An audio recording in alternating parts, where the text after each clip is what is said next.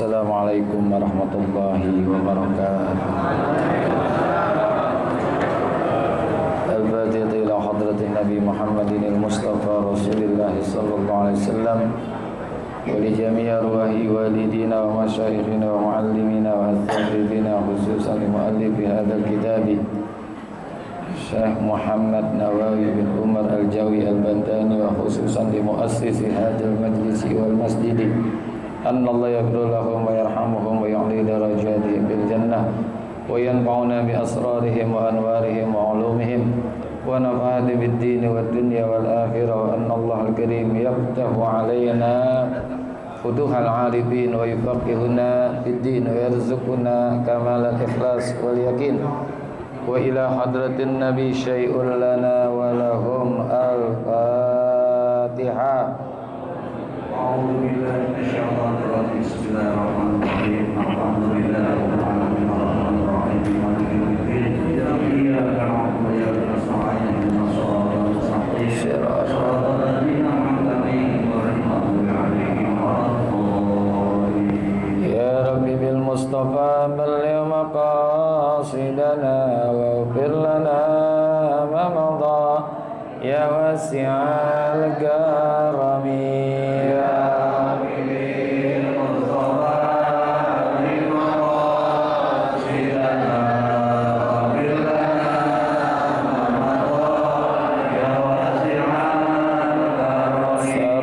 min haramin laylan ila haramin kama saral badru fi dajim minaz zulami ya rabbi bil mustafa alli maqasidana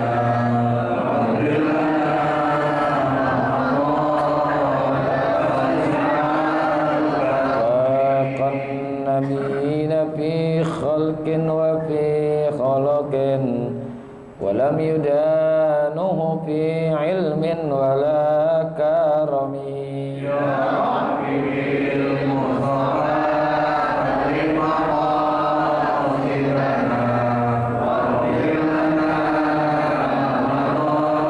يا واسع يا نفس لا تقنطي من زلة عزمت إن الكبائر بالغفران كالأمم يا ربي بالمصطفى بلغ مقاصدنا واغفر لنا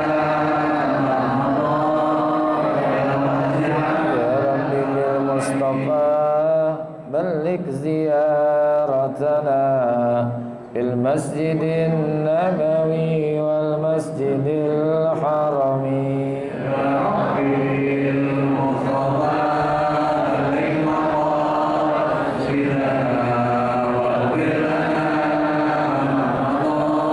يا واسع الكرم اللهم صل وسلم وبارك عليه بسم الله الرحمن الرحيم alhamdulillahi rabbil alamin wassalatu wassalamu ala sayyidina Muhammadin wa ala alihi wa sahbihi ajma'in amma ba'du.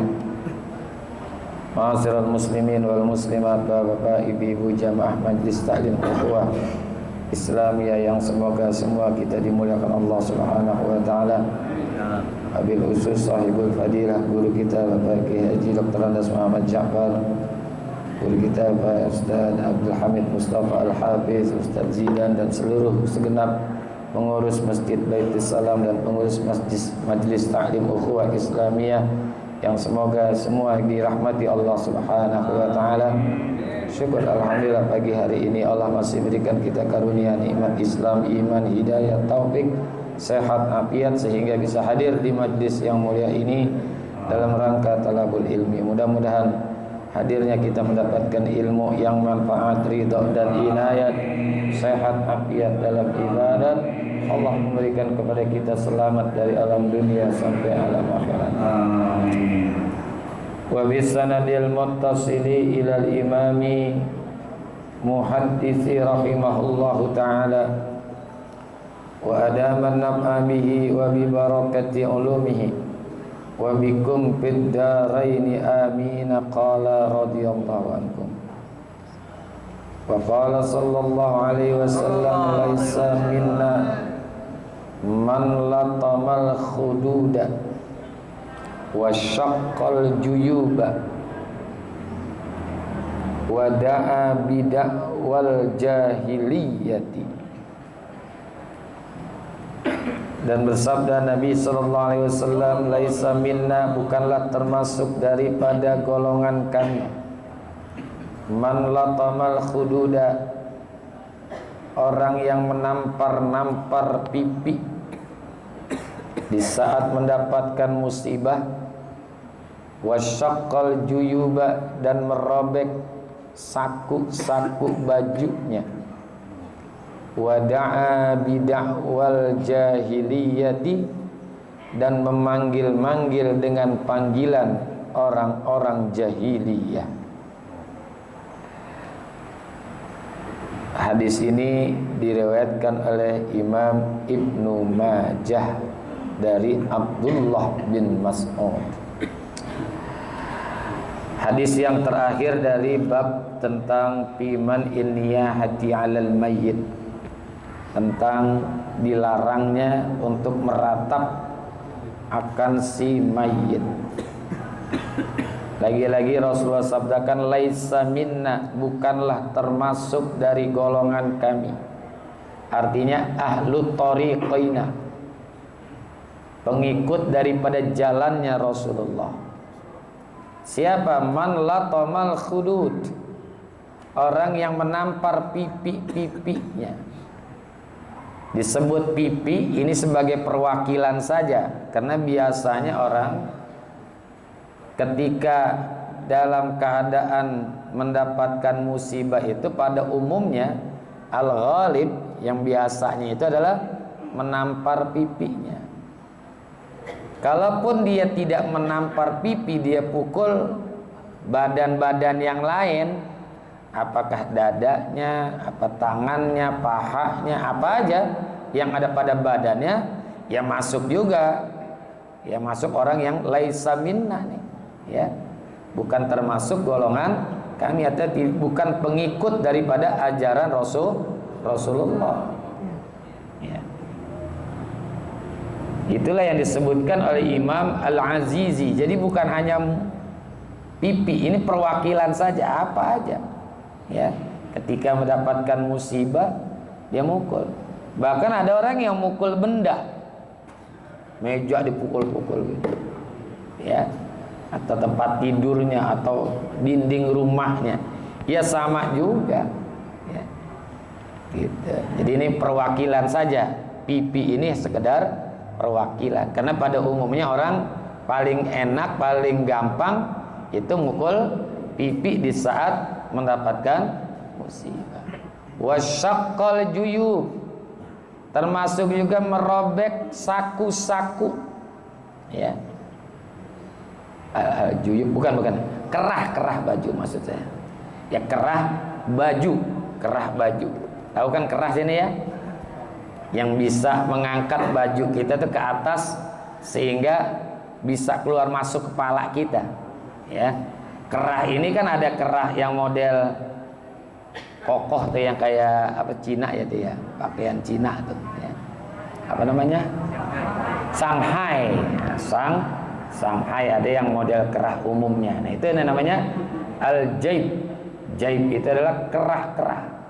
Kita pakai naikin ke atas, kalau gomis kita pakai ke bawah, itu tempatnya namanya al-jaib, merobek-robek ya.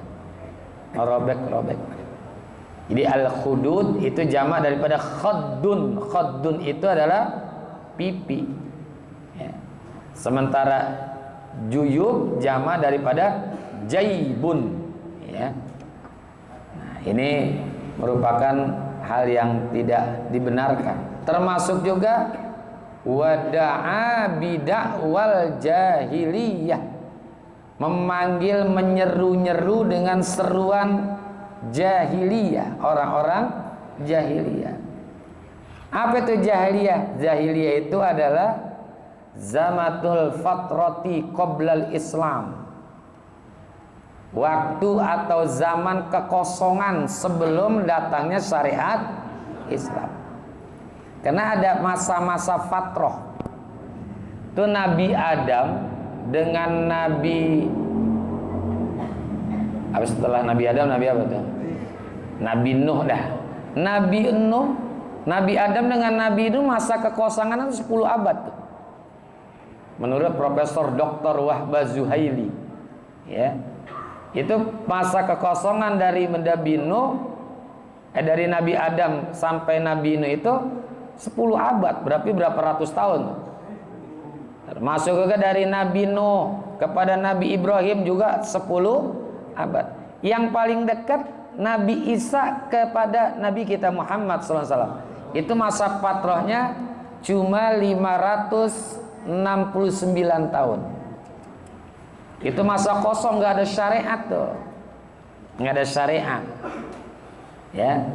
Nah disitulah di saat tidak ada masa syariat, melakukan hal-hal yang keliru menurut syariat sekarang nggak ada masalah, gitu, ya nggak ada, karena nggak ada syariat di situ, nggak ada hukum, nggak ada perintah sholat, nggak ada perintah puasa, nggak ada.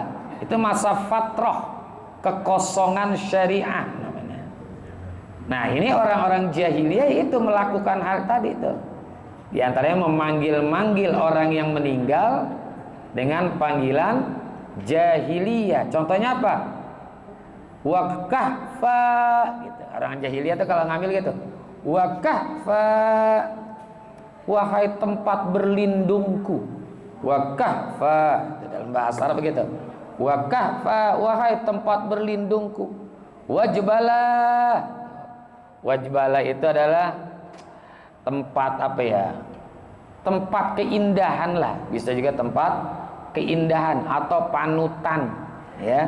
Bisa juga wajbalah, wasnada, tempat bersandar.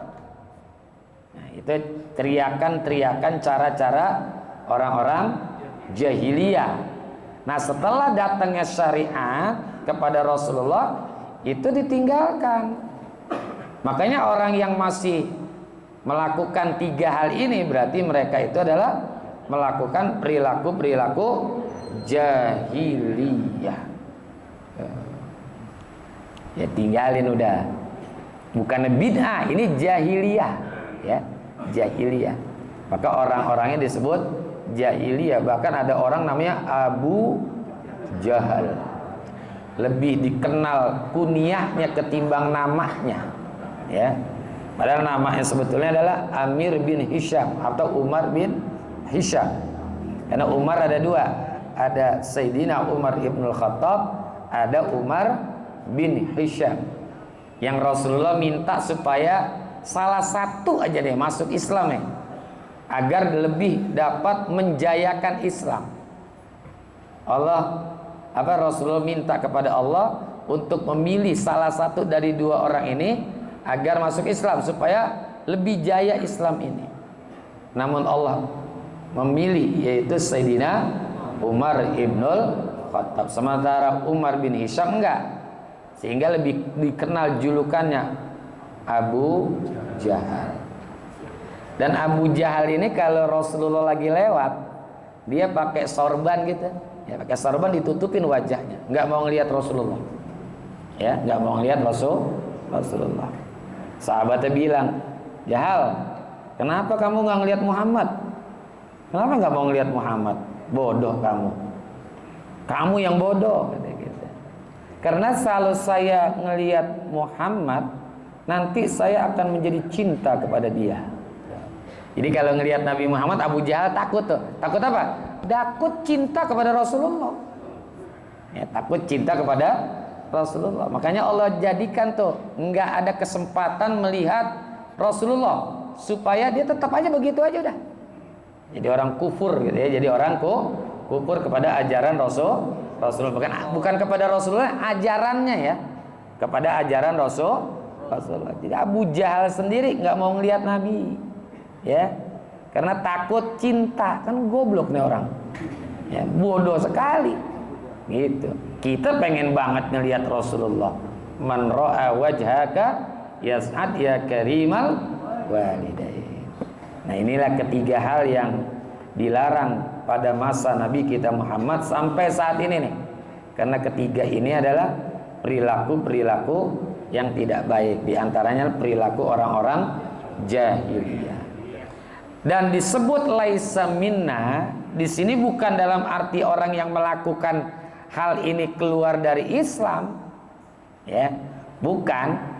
Jadi makna laisa minna di sini bukan ikhraju fi'lin zalika minad din, bisa bikin orang itu keluar dari agama Islam. Tapi ini sebagai penekanan, ya. Dalam bahasa ulama itu al-mubalaghah fir rid'i, yaitu penekanan yang sangat untuk mencegah orang-orang itu melakukan ketiga hal ini, bukan dalam arti keluar dari Islam, ya. Tetap dia adalah orang Islam, gitu.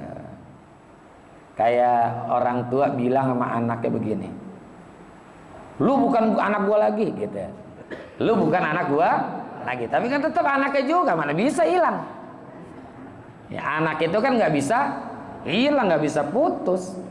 Kan ada orang tuh ya, lu bukan anak gua lagi dah, tapi tetap dia tetap anaknya, gitu. Itu kan penekanan saja. Kamu bukan anak saya lagi dah, atau bahasa kitanya lasta minka walasta minni, gitu kan. Engkau bukan bagian daripada diriku lagi, tapi tetap bagian itu, anaknya itu tetap menjadi anaknya, nggak bisa putus tuh. Karena anak itu sama orang tua nggak ada bekasnya, ya. Termasuk mertua itu kan kagak ada bekas mertua gua tuh nggak ada, mertua itu nggak ada bekasnya. Karena walaupun seseorang sudah pirok, sudah cerai dengan anaknya mertua, tetap mertua, ya. Karena tidak batal selama-lamanya, dan tidak boleh seseorang itu menikahi mertuanya, gitu. Mertua nggak boleh menikahi bekas mantunya, gitu. Ya kan ada ucapan gitu, lu bukan anak gua lagi dah, tetap dia adalah anaknya. Dalam hadis yang lain Rasulullah sabdakan, man asabathu musibatun fakharaqa 'alaiha thawban aw latama khaddan aw saqqa jayban aw natafa sya'ran faka'annama akhaza ramhan yuridu ayyuharibu bihi rabbah. Siapa saja orang yang di saat tertimpa musibah macam mau besar mau kecil, ya pokoknya tertimpa musibah, wa kharaqa 'alaiha saban, dia sobek-sobek tuh bajunya, aulatama khaddan, atau dia tampar pipinya, au syaqqa jaiban, atau dia merobek kerah bajunya, au natafa sya'ran, atau dia menggunting, cabut rambutnya. Paka'an nama, ini kata Rasulullah, paka'an nama akhaza ramhan ayyuhariba bihi rabbah, seolah-olah orang itu mengambil tombak untuk memerangi Tuhannya. Terus sama juga membawa tombak pengen memerangi Allah. Itu artinya tidak rela, tidak ridha dengan takdir Allah. Dia demo di hadapan Allah dengan cara yang tidak baik, ya. Demo bawa-bawa tombak, ya, bawa-bawa tombak. Udahlah, musibah memang semua orang di saat dalam keadaan tidak mendapatkan musibah ngomongnya enak, betul kan? Kayak kita nih lagi asik-asik begini kan nggak masalah, tapi di saat dapat musibah, ya, di saat dapat musibah perlu ada pengendalian diri kita, ya, kendalikan diri kita, jangan ikuti nafsu. Makanya Imam Hatim Al-Asam, beliau itu pernah ditanya oleh setan, kata ulama, kata ya Imam Hatim Al-Asam, ma asbaha, tidaklah ada di suatu pagi, illa syaitanu yaqululi, kecuali setan itu berbicara, berkata kepadaku. Ini jangan heran kalau orang soleh ini bisa komunikasi dengan setan. Ya, bisa jadi setannya minal jinnati wanas. Bisa juga setan yang betul-betul jin.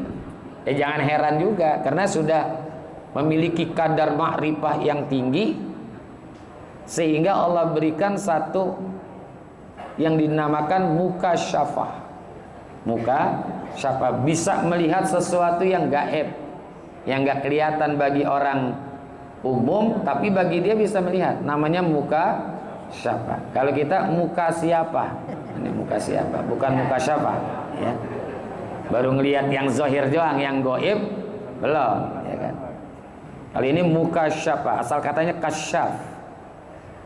Nah, itu setan nanya kepada Al-Imam Hatim Al-Asam, ma ta'kul wa ma talbas wa aina taskunu. Apa yang kamu makan, apa yang kamu pakai, di mana kamu tinggal? Karena dia orang soleh, jawabannya luar biasa nih. Apa jawaban Hatim Al-Asam? Akulul mauta. Saya makan kematian. Orang yang makan pasti ada merasakan, betul nggak? Nah, ayatnya dalam surah Al-Imran, kullu nafsin za'iqatul. Nah, setiap orang yang berjiwa, setiap yang berjiwa, bernyawa itu za'iqah, pasti akan merasakan za'iqatul maut. Pasti akan merasakan kematian. Rasanya gimana? Nggak dijelaskan. Ya, ada yang pernah ngerasain mati di sini? Tapi kalau kita buka di dalam kitab Tanbihul Muqtarin, ini ada gambaran kecil saja rasanya mati. Ya, rasanya mati kayak apa tuh?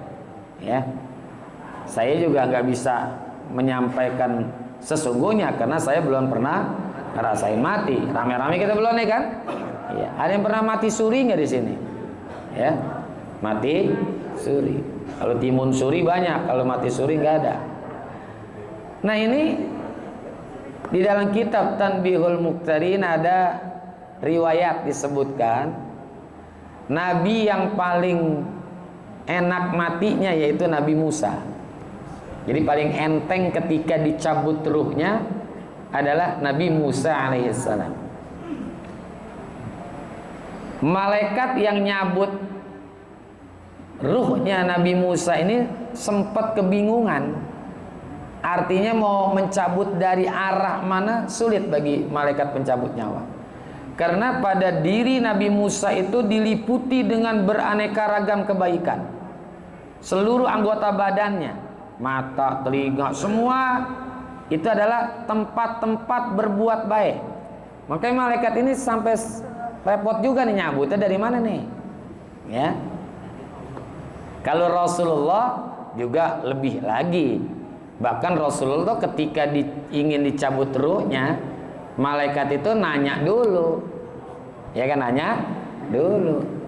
Jitu zairan wa qabidan li ruhi in azinta fa in la fa arji'u. Wahai Muhammad, aku datang ke sini pengen mencabut ruhmu. Itu pun engkau, bila engkau izinkan, kalau tidak saya balik lagi, kan gitu. Itu Rasulullah. Ya, itu dapat penawaran yang luar biasa. Kalau saya ditawarin begitu mah, ya udah jangan kemari-mari lagi, udah besok, ya kan itu ya. Nah, kalau Nabi Musa justru malaikat itu kesulitan.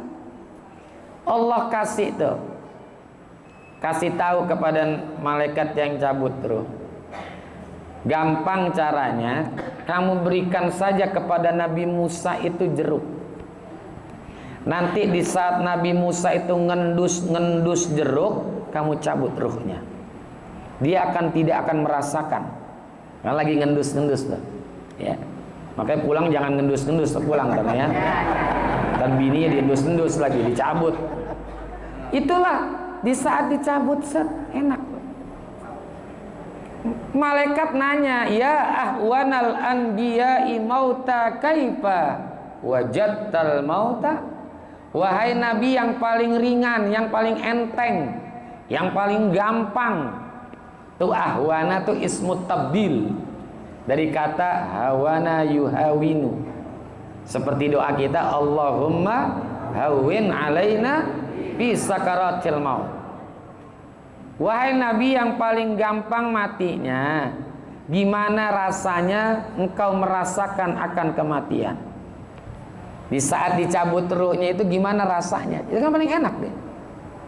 Kata Nabi Musa, wajadtul mauta kasyatin yuslahu jildaha wahia hayyatun. Aku merasakan kematian seperti seekor kambing yang dikeset kulitnya dan kambingnya masih dalam keadaan hidup. Nah, itu yang paling enteng. Nah, besok bener apa kagak nih cerita, rasain aja nanti dah ya. Saya nggak bisa membuktikan secara real bagaimana rasanya. Kan di dalam teks-teks hadis itu banyak, ada yang begini ya. Nah, Nabi Hatim Al-Asam mengatakan, aku merasakan kematian ya. Aku makan kematian, karena kita semua ini pasti bakal mati. Kullu nafsin za'iqatul wa albasul kafana. Aku akan memakai kain kafan. Setelah mati ada pakaian namanya kafan ya, kain kafan. Kafan itu pakaian yang tanpa ada pernak-pernik corak, nggak ada. Warnanya pun tanpa ada corak. Kalau baju yang kita pakai kan masih ada yang warna biru, merah, hijau, hitam, dan juga ada yang model batik, ada model ini, ada jahitannya, ada sakunya. Tapi kain kafan tanpa jahitan, nggak ada pinggirannya, obrasannya nggak ada, termasuk tanpa ada saku, nggak pakai kantong. Ya, nggak ada kan kantong.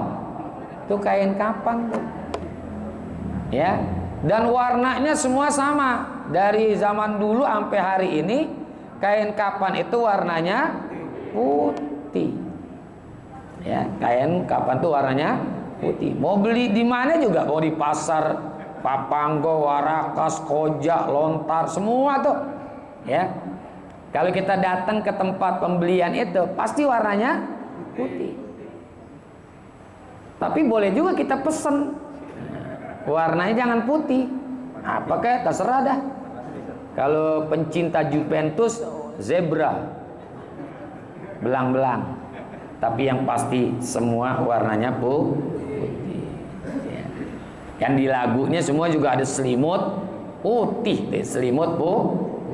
Datang masanya, insaplah diri, selimut putih pembalut badan, tinggal semua yang dikasihi, berbaktilah hidup sepanjang zaman. Kan ada lagu gitu ya.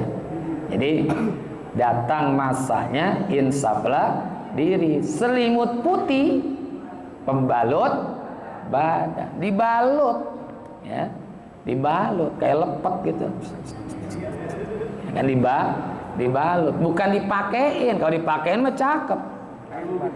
Iya tuh, semua akan pakai kain apa. Yang terakhir jawaban Imam Hatim Al-Asam, wa askunul qabro, aku akan tinggal di kuburan ya, akan tinggal di kubur. Kubur itu secara zahir kita udah sangat takut, ya kan?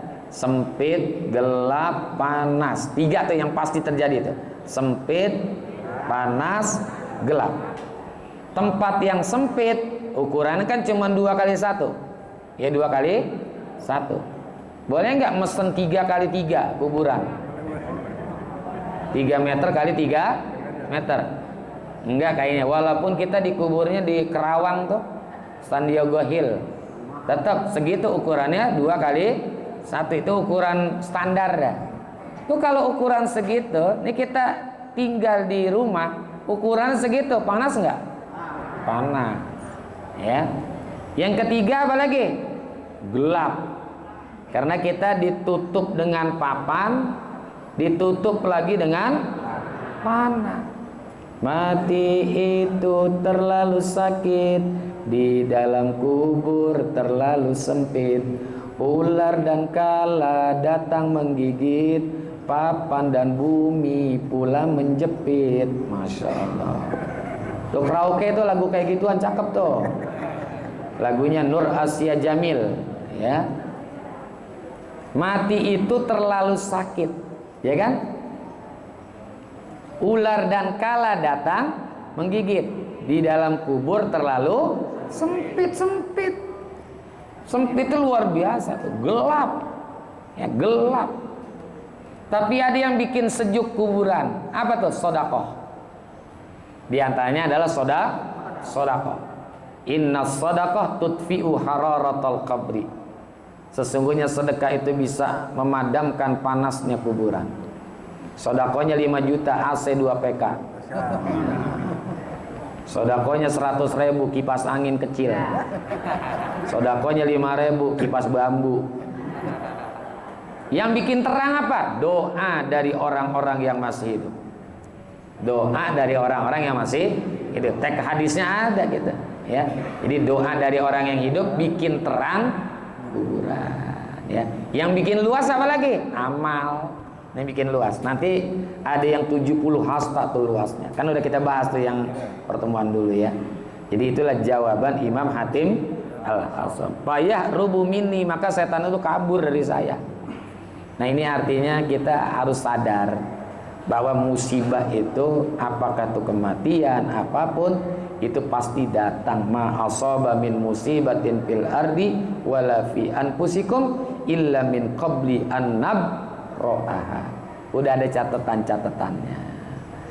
Nah, wallahu a'lam bissawab wa ilaihil marji'u wal ma'ab. Nanti al-babul arba'un fi badilatis sabri indal musibah.